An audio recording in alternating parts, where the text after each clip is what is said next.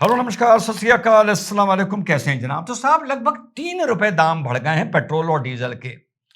बहुत निराशा हुई है 50 करोड़ लोगों को। वो चाह रहे थे 30 रुपए बढ़े, अपनी पतलून फट जाए। लेकिन मोदी को अटैक करने का बहाना होना चाहिए, और एक बहाना यह भी है कि हमको समझा के मोदी बाहर क्यों गया, ये भी है। अब ये कोई पूछने वाला नहीं है कि तू भैया 20 साल में 55 मुल्क क्या करने गया और तूने 60 करोड़ रुपए वहां खर्च कर दिए। अब सरकार जागी है और प्रेस कॉन्फ्रेंस हो रही है और बयानबाजी हो रही है कि ये पैसा कहां से आया था। तुम तो अपनी इतनी आमदनी दिखाते नहीं हो, और बाहर से अगर सोर्स हुई थी तो तुमने सेक्शन 6 में होम मिनिस्ट्री से एफसीआरए में एक्ट के तहत सरकार से पैसा बाहर का इस्तेमाल करने के लिए अपने ट्रैवलिंग में अपना वगैरह वगैरह उसके लिए परमिशन ली थी या नहीं ली थी। और ये तो 55 मुल्क वो हैं जो रजिस्टर्ड हैं। इधर उधर कहां निकल गए तो साहब ढूंढना पड़ेगा। और ये भी बहुत सवाल पूछ रहे हैं कि साहब हमारे पास स्ट्रेटेजिक रिजर्व्स नहीं है, हमारे पास कोई इंतजाम नहीं है। चौंक जाओगे सुनकर जो मणिशंकर अय्यर का बयान है जब वो कांग्रेस में हुआ करते थे। और द प्रिंट का आर्टिकल लाया हूं आप लोगों के लिए कि साहब इस पार्टी की बेशर्मी और हिम्मत देखिए, क्या क्या किया है देश के साथ और कैसा तीन चढ़ा चढ़ाकर सवाल पूछते हैं ये और इनको वोट देने वाले जाहिल। अब आप चलिए, जो हमारे पास इस टाइम रिजर्व्स की वजह से लगभग 3-3.25 रुपया दाम बढ़ा है पेट्रोल का और डीजल का भी। ये मोटा मोटा 3-3.5% की हाइक है। चार्ट लाया हूं पेट्रोल का और डीजल का, काफी मुल्कों का, दोनों आप स्क्रीनशॉट ले लीजिएगा। कहां पर पिछले 3 महीने में कितनी वृद्धि हुई है। Myanmar 89.7%, Malaysia 56.3%, Pakistan 54.9%, UAE 52.4%, United states 44.5%। ये वो मुल्क हैं जो दूसरों को तेल दे रहे हैं, अपनियां लोगों की ऐसी की तैसी कर रहे हैं। Sri Lanka 38.2%, Canada 31.9%, UK 19.2%, France 20.9%, Japan 9.7%। ये ब्लू वाला है पेट्रोल का, और डीजल वाला आप खुद स्क्रीनशॉट लेके पढ़ लीजिए। कहीं 100% का हाइक है, कहीं 70 का, कहीं 40 का, कहीं 30 का, जापान में 11 का, और भारत में दोनों पेट्रोल का है 3.2% और डीजल का है 3.4%। ये हाइक हुआ है 3 महीने के इस बवाल के बाद साथियों। अब जो बात होती है, जो यूएई के साथ बहुत से करार हुए हैं, $5 बिलियन का इन्वेस्टमेंट होगा, बाकी होगा, आगे इसको बढ़ा के 50 बिलियन किया जाएगा, वो सारी बात भूल जाइए। बात करते हैं स्ट्रेटेजिक पेट्रोलियम रिजर्व्स को लेके जो एमओयू साइन हुआ है ISPRL यानी Indian strategic petroleum reserve limited के बीच में और एडनॉक के बीच में यानी Abu Dhabi national oil company के बीच में। अजीब मजेदार करार हुआ है भाई रिजर्व को लेकर। भारत के 3 जगह रिजर्व होते हैं, एक तो पदुआ करके कोई जगह है, प्रादुआ करके जगह है, एक मैंगलोर हो गया, एक विशाखापट्टनम हो गया। भारत में यूएई पैसा लगाकर रिजर्व्स यहां पर क्रिएट करेगा, किसके लिए? अपने लिए, और अपना 30 मिलियन बैरल यहां पर रिजर्व कर रखेगा। अभी अनफोल्डिंग स्टोरी है तो सारे फैक्ट सामने नहीं आए, इस वीडियो में भी हो सकता है कहीं मैं चूक जाऊं तो माफ करिएगा, यहां रखेगा। और भारत के लिए स्ट्रेट ऑफ हरमुज को माइनस करके फुजैरा में रिजर्व की जगह क्रिएट करी जा रही है, या खाली करके भारत के नाम पर वहां रिजर्व किया जा रहा है।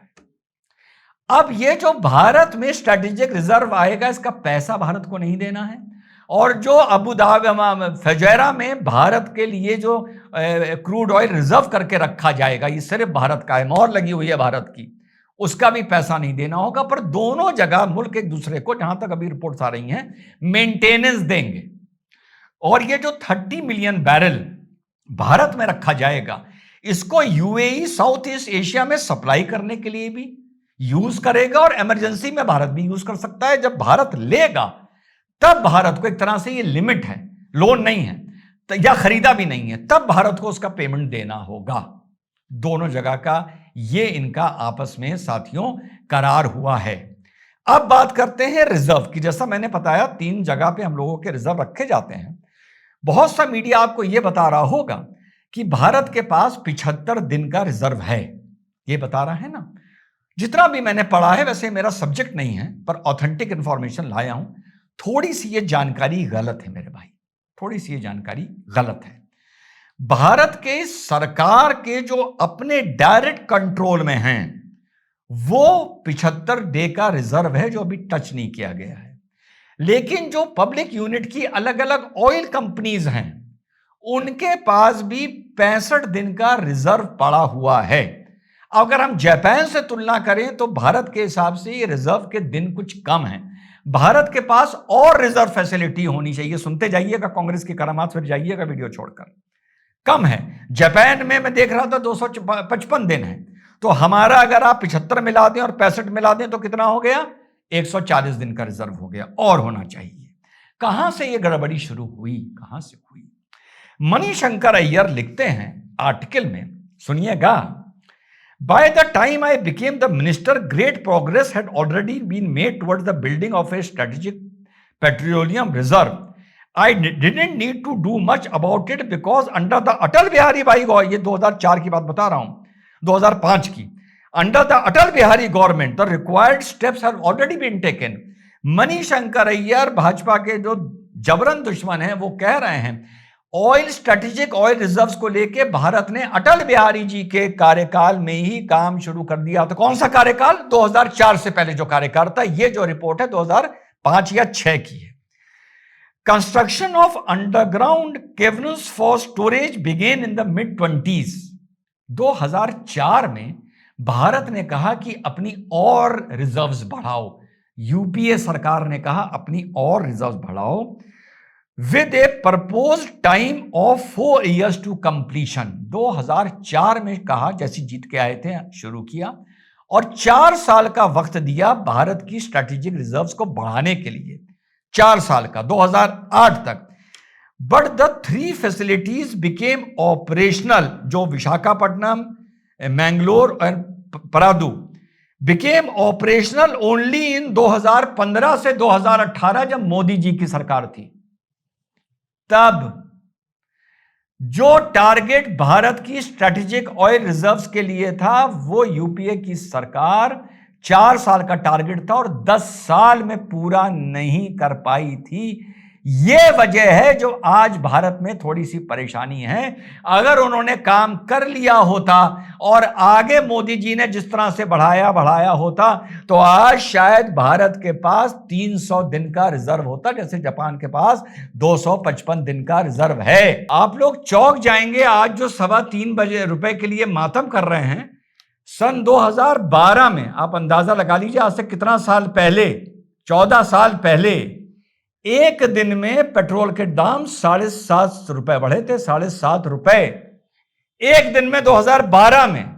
वो लोग अब 2026 में आते आते इस बात पर रो रहे हैं कि देश में 3.25 रुपए दाम बढ़ गए। यस, ये अगर आपको सवाल उठाना है कि जब दाम बैरल के घटे हुए थे और जो सरकार को या कंपनीज को लाभ हुआ, उस पैसे का क्या असेसमेंट हुआ, आप बिल्कुल उस पर सवाल उठाइए। वो पैसा कितनी वेलफेयर स्कीम में इस्तेमाल हुआ, इसकी सरकार से जवाब मांगिए। जो ऑयल बॉन्ड्स लिए थे पुरानी सरकारों ने, जिसको बीजेपी गवर्नमेंट चुका रही है, उस पर पूछिए कि कितना पैसा लौटाया गया।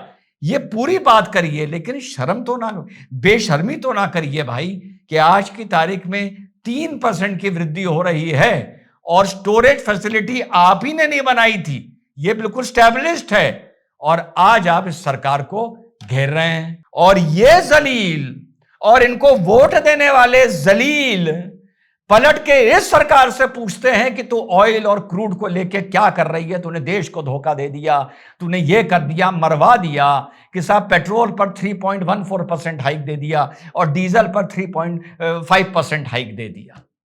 और बाहर के हाइक नहीं बता रहे हैं, जो मैंने साथियों आप लोगों को बताए हैं। फूटी कौड़ी के इसलिए गया था मोदी यूएई। आई बात समझ में जाहिलो, इसलिए गया था। ठीक, तुम तो ये चाहते हो कि अपनी पतलून फट जाए, लेकिन इस देश में पेट्रोल 150 रुपए लीटर हो जाए, ताकि श्रीलंका और बांग्लादेश और नेपाल की तरह, जैसा केजरीवाल ने बोला है, कि यहां यूथ सड़कों पर निकल आए और इस देश में आग लगा दे। और उस आग में तुम 200 रुपए लीटर का पेट्रोल खरीद के डालोगे। मुझे पता है तुम बेटा क्या चीज हो। जय हिंद, वंदे मातरम, खुदा हाफिज।